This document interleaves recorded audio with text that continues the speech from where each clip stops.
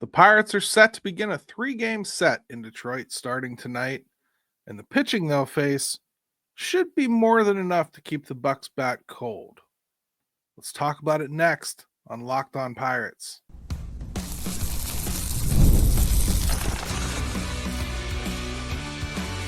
You are Locked On Pirates, your daily Pittsburgh Pirates podcast, part of the Locked On Podcast Network, your team every day. Welcome to Locked On Pirates. I'm Gary Morgan. Man, when you want to get right offensively, heading to Detroit is not a great destination. We're going to get started talking about that. We'll talk about Joey Bart returning to the lineup tonight and a quick rundown of some Pirates injury updates. There's been some interesting developments with some players. I just want to make sure that the news has trickled down to you all. These are two teams that, quite honestly, could not possibly be more different right now. Detroit, just a couple years ago, looked like a team that was on the verge of failing in yet another rebuild attempt. They had tried several different methods. They had tried several different GMs. It just never seemed to work out.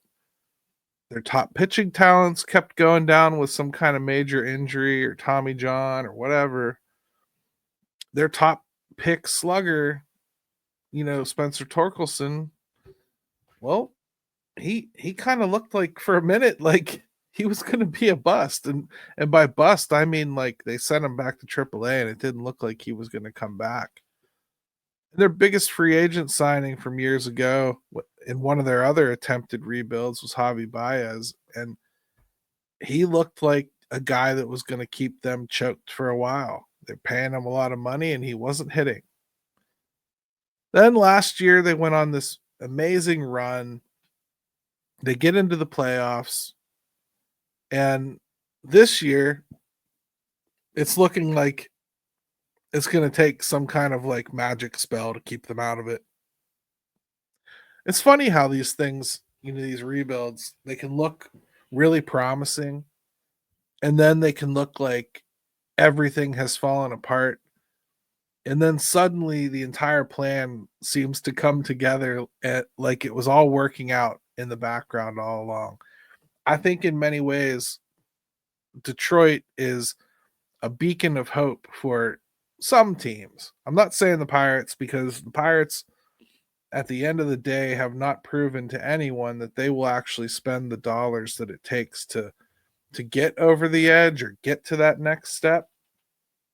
But Baltimore is a team that I think is right in this mold. They looked like they had just the world at their fingertips, on the verge of coming up and impacting this league and making a difference. And then all of a sudden, everything kind of took a turn this year. And they just look like a devastated unit that has no hope whatsoever of competing in that AL East. I think if I'm Baltimore, I'm kind of looking at Detroit and I'm thinking like, if I keep my pants on, maybe things will kind of turn around. I think that's how I would look at Detroit if I felt like the Pirates were going to be one of those teams that stepped up and threw $20 million at a problem. Anyway, it is what it is. We're not going to get something that I really, really wanted to see.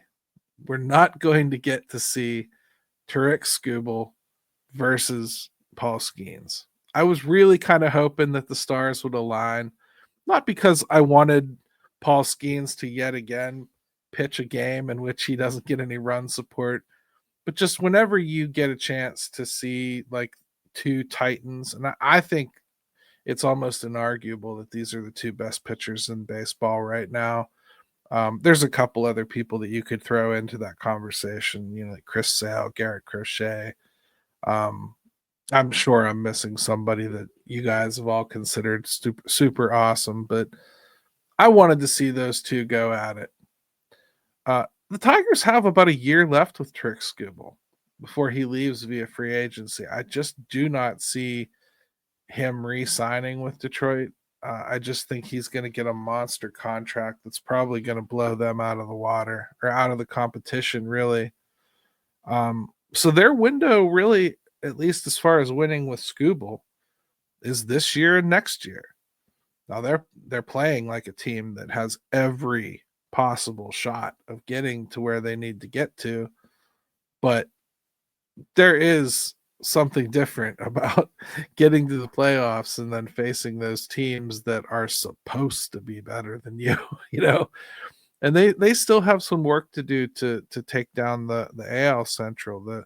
The Guardians aren't just going to go away. The Twins have been resurgent, and it's really, what, the third pull, if you want to call it that, in Major League Baseball. So they've got some time left this season to see how this plays out. Pirates, of course, are coming off that terrible weekend series in Chicago where they did everything right except hit. And it's an issue that's plagued them all season. Again, I think that's something that's going to remain a difficult thing to overcome while they're here in Detroit. First matchup, Bailey Falter versus Casey Mize. Casey Mize is one of those guys that I talked about that had the major injury, and he was supposed to be the savior of the franchise. And here he is, back in the game finally, and he looks very much so like the top prospect that he used to be. He's carrying a 2.95 ERA and a 6-2 record. Going against Bailey Falter, that's not a bad matchup. Bailey Falter's been way better than most people outside of Pittsburgh Pirates fandom probably think. Tomorrow, you got Andrew Heaney versus Turek Skubal. That's going to be a fun game for Detroit, I'm thinking. But Andrew Heaney has been good too, and it's always possible that he holds the Detroit Tigers at bay just as much as Turek Skubal, and we've seen him do that recently against some of the better pitchers in the game. Then you got Paul Skeens against TBA on Thursday. This should be a good matchup. Turek Skubal and Paul Skeens are just so crazy close, right?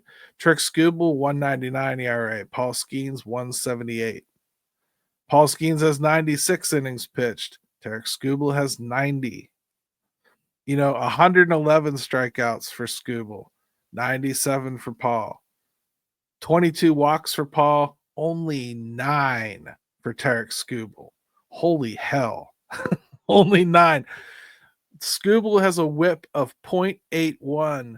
Skeens has a whip of 0.85. I mean, these are, to me, unquestionably the two best pitchers in baseball. As a baseball fan, God, I wish we could have watched them face off. I just think that would have been so fun. I'm excited to get to see Skubal pitch. I know it's not good for my team. I know that probably upsets some of you, but just I'm a baseball fan too, and I love watching great pitching. So I'm looking forward to that.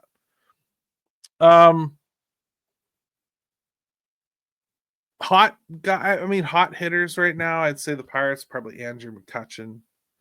Tigers, I think you're looking at Javi Baez, and I don't like saying that. I hate Javi Baez. Ever since he was a Cub, it doesn't give me joy to say that he's turned his career around, but he has. And cold, I'd say you're looking at probably Isaiah Kiner-Falefa. I'm only mentioning him because he was hitting over 300. His last 15 games, he's only hitting 239. He's actually really been struggling recently. It's dropped his average down to 284. It's nothing that you should be upset about, and it's nothing that he can't turn around, but it's certainly not been great. I would still think you're probably looking at Jared Chirola likely getting a start somewhere in this series. At least probably at first base, he's going to get one at least against Skubal, I would imagine. And he's been swinging a little bit of a hotter bat, but I just didn't feel he'd been playing enough to label him with a hot bat designation. Kerry Carpenter for the Tigers, he's been struggling in his last 15 games, hitting under 200. His on-base percentage is only 213. So, and he does have 3 home runs in that time span. So there's something there, but not the greatest. I think he's He's a guy to watch out for, though, because when he does get hot, man, does he get hot. This is going to be a fun series. I always like Detroit, and I actually enjoy their ballpark too. It's a short drive from Pittsburgh, so I've been to this one several times. I've actually watched a couple concerts there before. It's a nice venue for real. I really love their new park. It's a little bit expansive, so I wouldn't look for a power outage from this team, but it is what it is.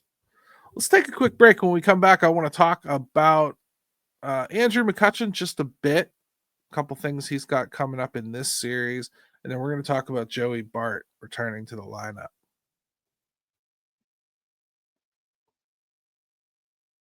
Get the supplies you need from the site made for the skilled trades, Supply House. Whether you're in plumbing, HVAC, or electrical work, Supply House is the reliable way to order products online.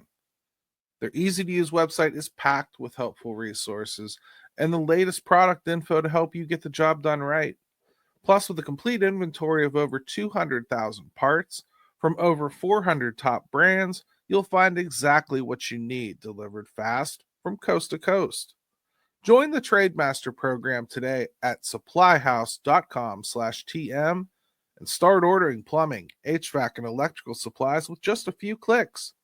Plus, use promo code SH5 for 5% off your first order. That's supplyhouse.com. All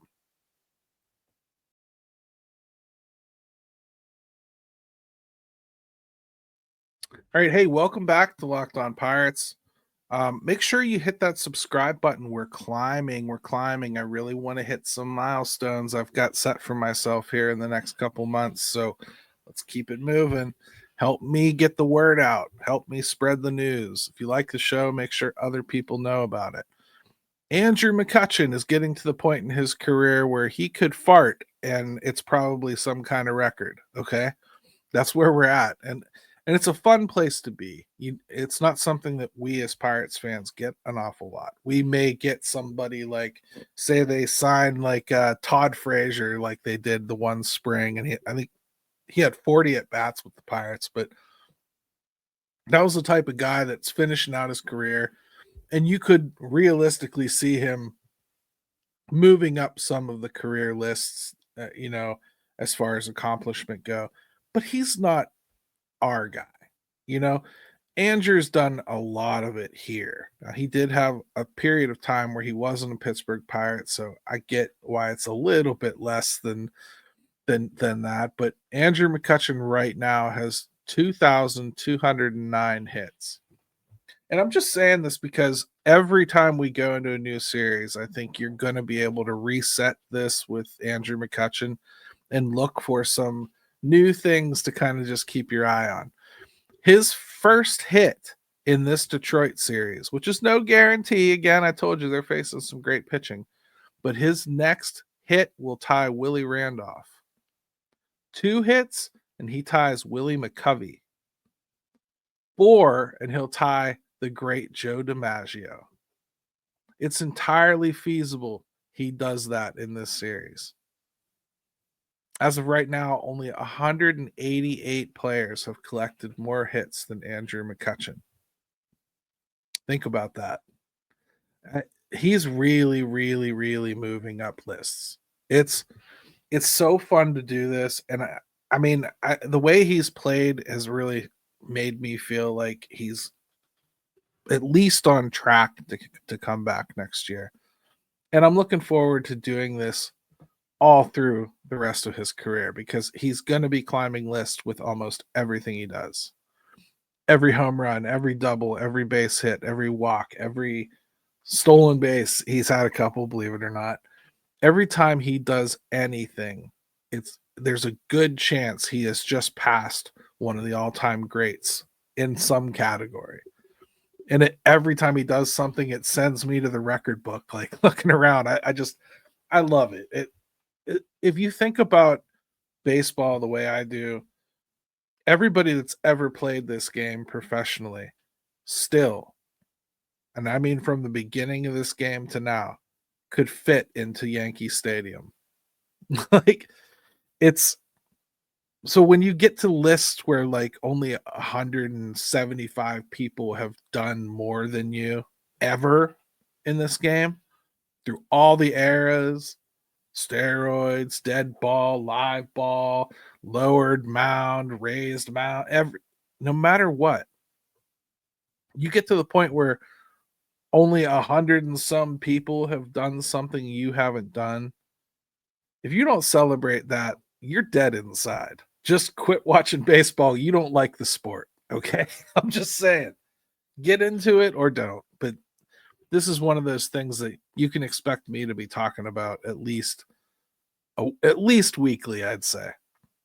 So Joey Bart is going to be coming off of the IL tonight. It's the reason that they designated Sullivan for assignment. I'm not sure he'll clear waivers. I actually think he played pretty well here.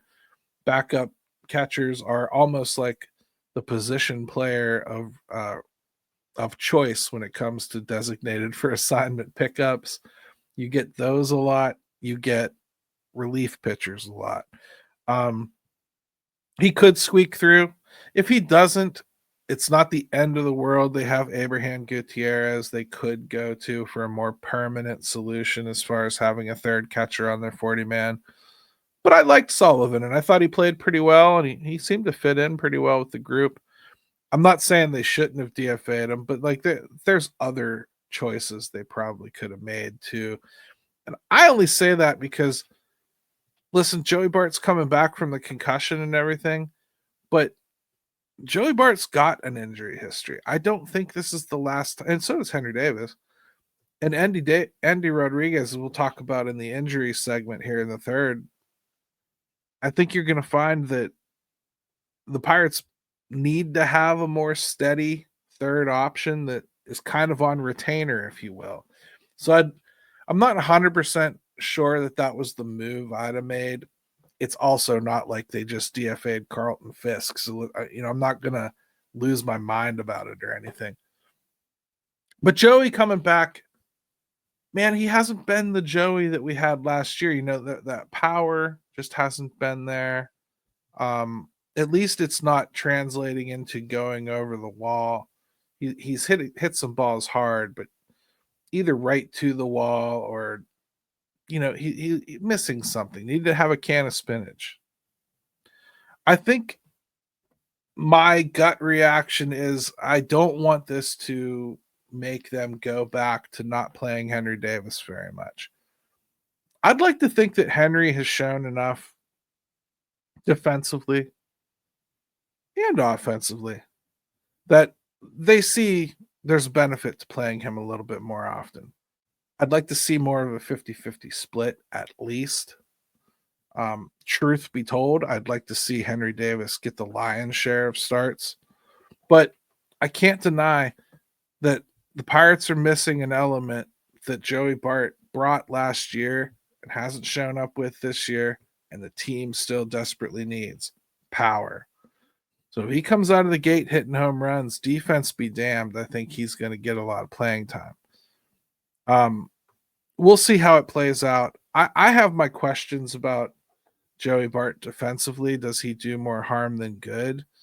I think that it's undeniable that the pitchers are on an incredible run since Joey Bart went on the IL. They were playing well before that too, but Henry was getting a decent amount of pitching in or catching in. So I think he calls a much cleaner game. I think the pitchers are much more comfortable throwing to him.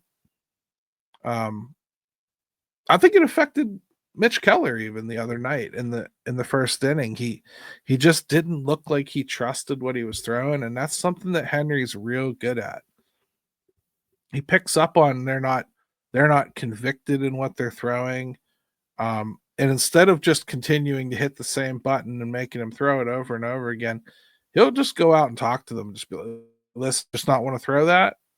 Because if not, I'll figure this out in a different way. And I think there are times when you have to do that, especially with a pitcher that's got like a really vast arsenal. Paul Skeens is kind of like a video game. Like Henry can like sit back there and hit X and you know that fastball is going to come in perfectly.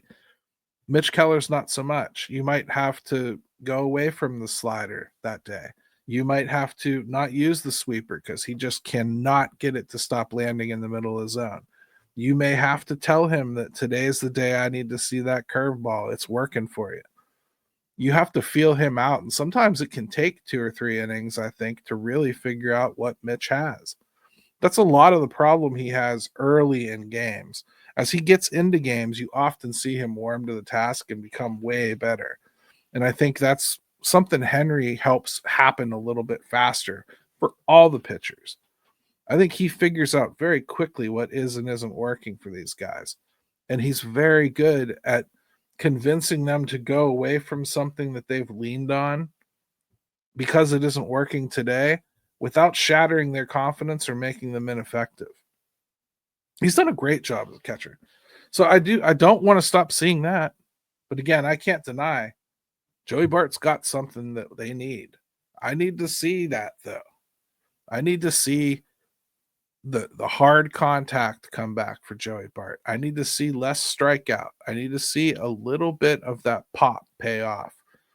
Needs to put a couple over the fence. I'm not saying like in this series. Again, this is a tough series for the offense. I'm not going to read too much into what happens in Detroit. I hope they do great.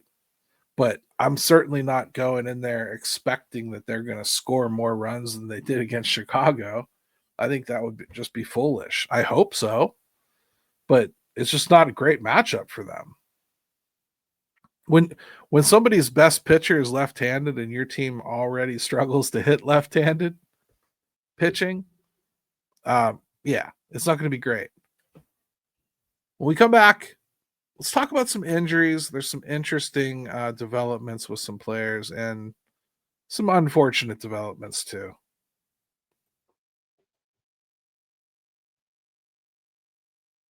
If you're running a business, you know every missed call is money left on the table.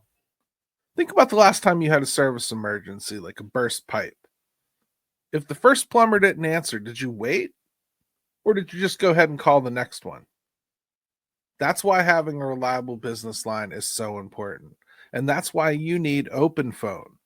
OpenPhone is the #1 business phone system that helps you streamline and scale customer communication, all from an app on your phone or computer.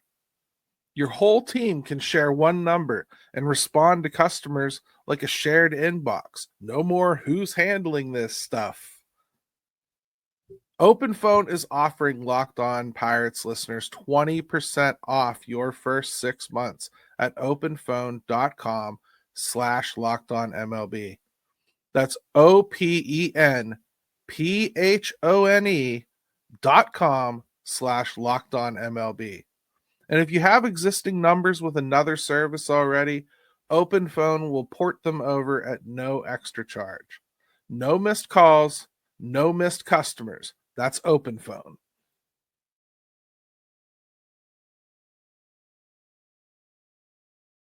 All right, welcome back to Locked On Pirates. Let's start with some injury news. I know it's not the most fun thing in the world, but it's good to know. It's good to know, especially since many of you continue to tell me exactly when Johan Oviedo is going to be pitching for this team.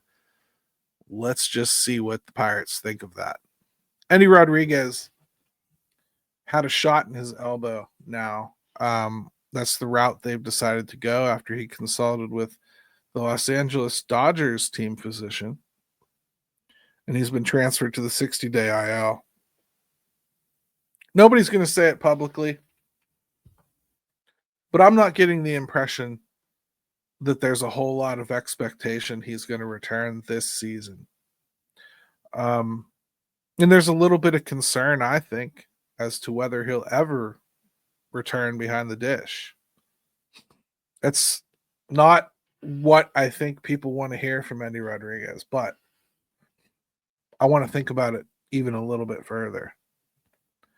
This is a guy that now will be looking at missing the vast majority of 2 straight seasons, having never really gotten his bat right in the first place before he earned his call up in 2023. then missing all of 2024 and most of 2025. He's young, he's got time, but the road back for him is going to be tough. And I do wonder what they do with him positionally. I mean, it's weird for a position player to have Tommy John. You don't hear about them very often. Bryce Harper famously had it, but you don't see that very frequently. And catchers throw a lot, so that's probably a position you don't want a guy that's got problems with his tendons to play. I don't know what they do with him here. I don't. Um, he could wind up coming back and being a first baseman. He could wind up, I guess, in the outfield is a potential place where he could land. But at some point here, it's been a long time since you've seen him produce, and a long time since you've expected him to.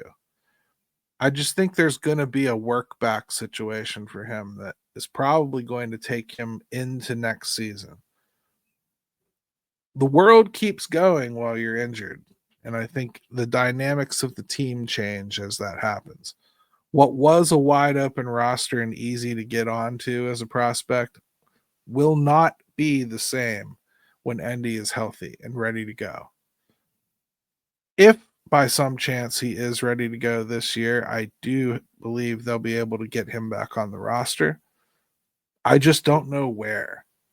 It might be like a spare DH. It might end up being one of those September call-ups, like just you have an extra roster spot, so why not carry 3 supposed catchers and you just never use him as one? We'll see what they do. Not great news, though, for him. Johan Oviedo threw a live BP down in Bradenton at the beginning of June, and he just went again. He reached 94 in that first one. I have been told he reached 96 in the next one. He's expected to continue this progression just a little bit here. He's going to go into sim games and rehab after that. His return is still a bit off in the distance, but there's good things moving forward, and he has not experienced setbacks. He didn't get to this point before going back on the 60-day IL. That his injury came up before then. So to see him kind of progressing forward right now and ramping up the velocity a little bit is a good sign. Real good chance you see Johan Oviedo this year. I'm not sure in what capacity, but I'm pretty sure he's going to make it back to the bigs this year. He, by all accounts, looks pretty good too. It's not just that he's hitting the velocities. He's throwing his stuff and he's hitting his spots. So the sim games are pretty important in that it's really the first time that he'll be varying his pitches an awful lot. I don't know if you've ever been to spring training and you've actually watched like the side fields where the pitchers practice, but when you see them throw the live BPs, they're usually throwing a pre-prescribed list of pitches and in the order that they planned on throwing them. Then they move on to like a live at bat where they try to treat it like a live at bat, like they're trying to get a strikeout, they're trying to get a pop up, they're trying to do something. So they're going to throw more of their arsenal at a guy. And then these sim games, they really do try to take it all the way to being as close as they possibly can to having a called game where you don't know necessarily what you want to throw next, and you're going to throw whatever the catcher tells you to throw, and it tests your arm in a different way. That's really the next step. He'll probably have, I don't know, 3 or 4 of those before they put him back on rehab. When he goes on the rehab, you know the structure. He'll have 20 days for rehab. They can extend it because he's returning from Tommy John, I believe, twice. And they just did the same thing with Dowry Moretta, who just got transferred off of the 60-day IL. Another reason that Sullivan needed DFA'd for the 40-man spot. And he's been placed in AAA because he's recovered, but he's not ready yet. So they exercised one of his options, and and decided to see if they can fine tune him a little bit more. He's struggling to find the handle on a couple of his pitches. Colin Holderman is progressing to long toss now that he's had a positive response to the cortisone shots in his finger. He had those back in May. So decent progress there. Long toss is a good sign. If that goes well, you can expect him to go on a rehab start and make some progress towards returning. And the last one I got is a name you probably forgot that we even signed, Tim Meza. He should be cleared to start throwing as he's recovering from a shoulder lat muscle strain. That could still be a little ways off, and you can always have setbacks, especially with lats. They tend to be really finicky when they're recovering.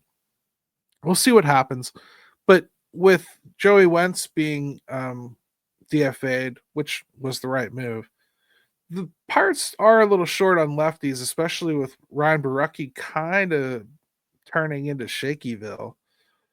I think we could probably expect to see Tim Meza come back and make a little bit of an impact towards the end of the season. That'd be nice. Be really nice if he came back before the deadline and looked great, because that's another trade chip too. Guy on a 1-year deal, somebody that you could probably move to somebody that could help somebody's bullpen out. Tim Meza is not somebody that you should just sneeze at. This isn't like a DFA guy that went on the IL. This is a guy that you signed for a purpose. He's got a track record. Be really nice to get him back in the fold. That's all I got for you today. Enjoy this series. I'll be talking to you tomorrow about game 1 and whatever else pops into my head. Let's go Bucks.